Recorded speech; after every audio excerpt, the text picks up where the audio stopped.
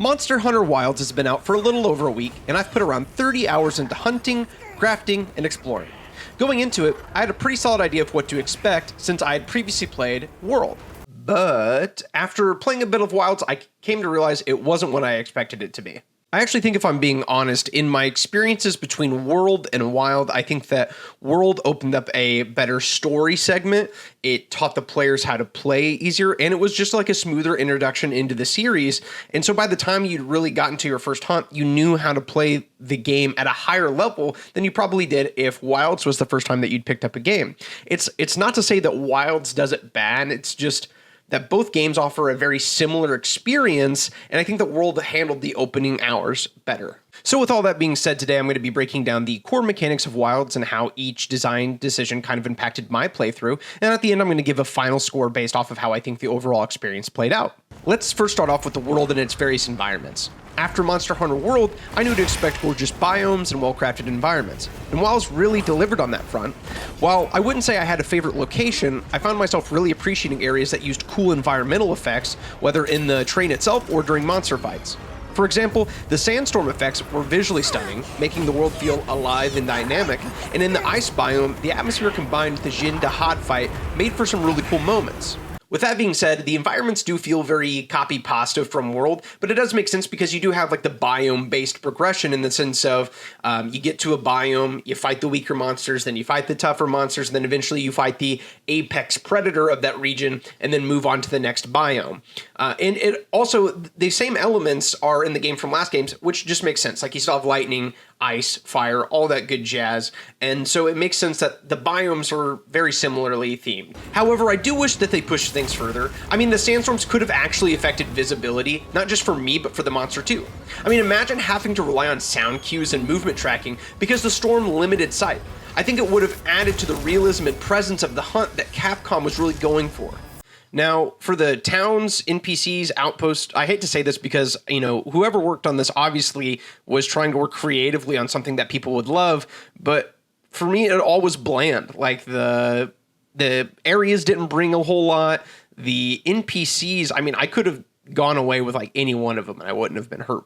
Except for one NPC in particular, whose name I believe was Elder Ella, and I believe that they are voiced by the same voice actor as Granny Chiho from Naruto, and I love that. And for the last thing on this, I mean, the game was heavily emphasized to have an open world. Anybody that was going to play this game, when I asked them what I should know about it before I played it, they said, oh, it's going to have an open world. It's going to be really cool. You're going to be able to go from one outpost to another without any loading screens or anything like that. But honestly, if that wasn't marketed or just hounded on me before I started playing the game, I wouldn't have known. It just feels like the game doesn't incentivize you enough to actually explore for that to ever matter. But what did matter was having a mount. Actually, when I was writing down a list of all the things that I did love about the game, having a mount was actually number 2 of everything. I mean, having that mount changed the game for me from World so dramatically that it just landed itself so high up on my list. At first, I figured I'd only be using it to travel across the map, but I quickly started calling in my mount mid-combat to heal or sharpen my weapon, which became a huge quality of life improvement. However, the mount movement isn't perfect. Riding in combat generally feels good, but there were multiple times when I started to try to run off a ledge and I couldn't, leaving me stuck in danger because the game wouldn't recognize what I was trying to do. As for using your mount to autopath, I love the idea, but it's not flawless. In theory, it lets you gather materials and handle inventory while traveling, and in practice, there were several times it just walked me in circles, which was kind of frustrating. And while that was frustrating, I have to say that the most frustrating part of the game was definitely the pacing. I say that some games take a few hours before they get good, and for Wilds, that was probably about the 10 to 15 hour mark, when it finally let me just start fighting through everything and stopped bogging me down with what seemed to be unnecessary story points. And one of the biggest culprits of this were forced walking sessions in the middle of story missions. I mean, I thought that we left this trend behind in the early 2010s. There were multiple quests where I just walked around seemingly doing nothing, and in one quest I remember that I went to 3 different places without a single fight. I mean, this is called Monster Hunter. I'm trying to hunt monsters, and while I do understand that story is incredibly important to games, the story for this just seemed poorly integrated and a lot of unnecessary movement that took the player out of the game, out of what you're supposed to be doing, hunting monsters. There were a lot of quests where I was on my mount and other characters were on their mounts, and we were still moving at the pace of molasses. Like, can we just be running while we're doing all of this? It just felt like padding for the sake of padding and expanding the game. If I had control over this, I probably would have tried to have streamlined the storytelling in ways that I've seen other games do a great job. Like, there's a lot of story-driven games where it's like, let me teach you the mechanics in the middle of a fight. Or like, let me give you big story points as a fight's unfolding. And I think that's a great way to do it. And it felt like they did not do that in this game.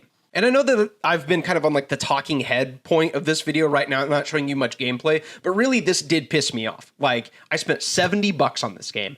I ended up playing 30 hours total. And for about the first 10 of it, I thought that it wasn't fun. You know, like one of the other major pacing issues of this game is the fact that after you've gone through all of this and you've completed a hunt, you have 60 seconds to get your shit and get out. Like, there were so many times in a hunt I would cut off a tail, and for some reason, I wasn't able to farm it at the exact moment that I cut it off and the monster ran away. And then at the end of it, I would have 60 seconds to farm it and then go find the tail. And it's like, just give me a button where I can leave. Why am I walking through so much of the story and just wasting my time just for at the end of it when I'm like, okay, let me go find rewards. Let me scavenge a little bit and figure out what this biome has to offer. I'm taken out of it forcibly. I have no control whether I leave or not. But I don't want to stay on this point all day. I do have a lot of other things that I want to talk about for the game and a lot of great points that the game really did improve upon. But I will say that once I got past low rank and I made it to high rank, the pacing got a lot better. I mean, once you gave me the ability to choose the quests, choose the monsters I wanted to fight, the game just opened up and started to breathe, and I really actually started to enjoy it. And with that being said, let's move on to the combat system. At its core, Monster Hunter has always had a deep, rewarding combat system, but it's also one that doesn't click with everyone immediately.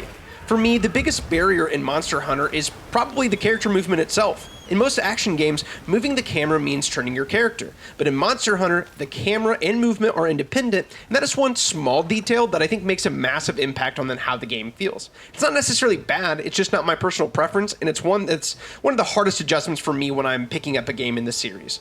With that being said, while it does make a major improvement to the flow of combat with the focus mode and weakness points or wounds, and I think these mechanics blow World out of the water.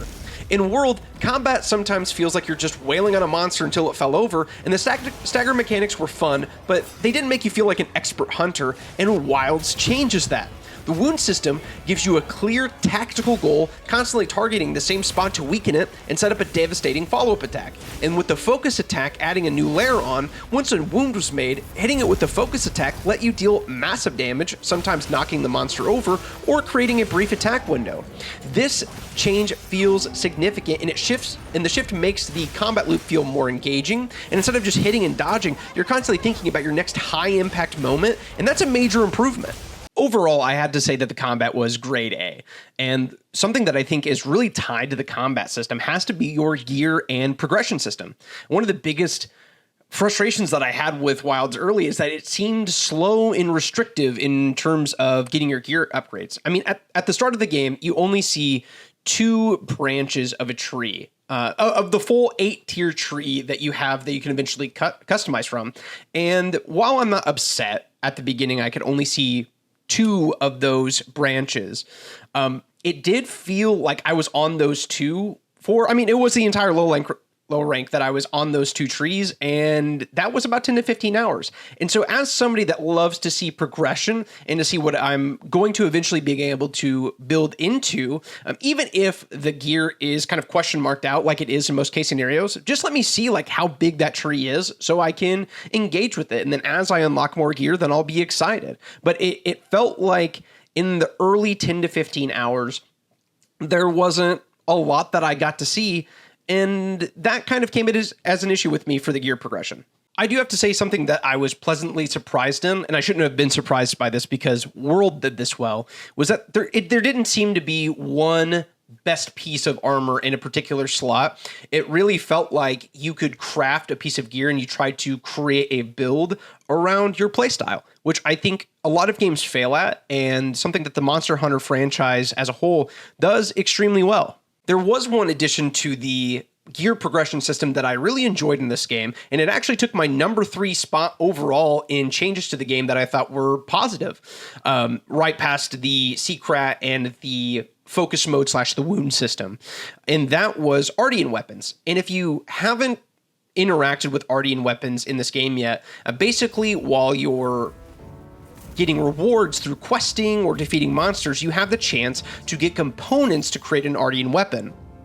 And basically what happens is that each component of that is associated with a type of elemental effect, so water, lightning, fire, and so on. And if you can get 2 of the pieces to get the same corresponding element, then you'll craft a weapon of that tier with that elemental type attached to it. And I think that it was excellent, but very simplistic in terms of being a customizable weapon building system. And really, in an extension to how basic I feel like the Ardian weapon system is, I feel like the gear progression system is the same level. Like if you want to craft a certain type of build for yourself, you have to just look up which pieces of gear have the traits that you want and like what decorations they already have, like how do you balance that? And I feel like while enabling people to be efficient and like not having to put a lot into it, I feel like it does make the game lack a certain amount of creativity in the terms of like, if we're allowing people to try to be their own person, their own individual hunter, like why can we not allow more creativity in how builds are put together? Like maybe this wouldn't work, right? But like how I would look at it is instead of like having, here is this specific piece of gear for this monster, like why don't we have different chest pieces that might offer different bonuses, but then instead of requiring certain ingredients, why don't we need a gem, a bone, and a pelt? And then depending on what monsters you take those ingredients from, they offer different effects when put into a piece of gear, so you can kind of craft your own. As I said, I'm not sure that it would work, but I think that it would at least be cool to look at. The final thing I want to talk about before getting to my final score is the power fantasy that this game brings. I mean, one of the best things about Monster Hunter as a series is that it taps into something primal and evocative, the feeling of being a small human taking on massive beasts. Early on, Wilds captures this beautifully because it kind of makes you ask the question, like, what would it be like for humans to fight dinosaurs? And dinosaurs in general evoke a sense of wonder and mystery, and Monster Hunter plays into that perfectly. But once you reach high rank, that power fantasy involves. It stops being about surviving against something bigger than yourself and starts being about the skilled warrior who can take on the biggest and baddest monsters. And some moves you pull out start to feel almost anime-esque, adding to a fantasy flair to the brutal technical combat. And I think what makes Monster Hunter special is not just an action game about big monsters, it's an experience that transforms you from prey into the ultimate hunter. And with everything I said before you, now we're on to our final score. Now, I think that Wilds could be for hardcore Monster Hunter fans and new players, but you have to have a giant caveat for new players, and that's you're going to have to play the game for a while before you actually start to get it. Let me see here. I had a friend tell me that after I beat high rank, well, now you're starting the game. That's the thing, they're not wrong. It took me, an experienced gamer of like my entire lifetime, about 25 to 28 hours to get to that point. And hardcore fans can expect this. New players, like, you just got to let them know they're going to have to sink some time into it. Now, scoring a game like this for me is typically a 1 through 10 scenario where 10 is like it creates something fresh. It's absolutely just amazing to play. Maybe I have gripes about it, but everything in the end is copacetic. And a 5 for me is something that is extremely average. It's something fun, but like probably forgettable at the end of the day. And for me, like, the combat is so wildly good in this, other than like the whole camera issue that I was talking about, or like my personal preference. Like, I love the combat system, but the holdback of the story and like needing to sink so much time into it before it starts to become like a well fleshed out gaming experience. Like, I wanted to put it at 5 because it did do some great things. I thought it really added to like the wound system. I think really like revolutionized the combat system for this. Like, I'm so high on it, but I am so low on like the beginning of this game. And so 5 out of 10 did not feel like a great score because it's definitely better than a 5. And so I just landed on a 6. And if you're here still with me after my final score, I wanted to say thank you for watching and sticking around this long. I really appreciate you taking the time to dive into this with me. And I do want to say that the reason I'm making this review is because for the better part of the past 5 years of my life, I've been working on how I can articulate games and how games should be made in all of that jazz. And with the intention that hopefully I get to be the guy that people are excited about hearing got to work with gaming companies to help make their games better. Like, I want to go to gaming companies and be like, listen, let me see your pitch. Like, let's go through everything. Let's try to make this game the best that it can be. And I have a dream of one day having my own studio to where I can make the games that you want to play. And I think that this is the start of it. So if you want to see me review any games, if you want to see me talk about any particular gaming thought process or design, feel free to put that in the comments. I try to read those as much as I can. And with that being said, I hope you have a fantastic day and have a great one.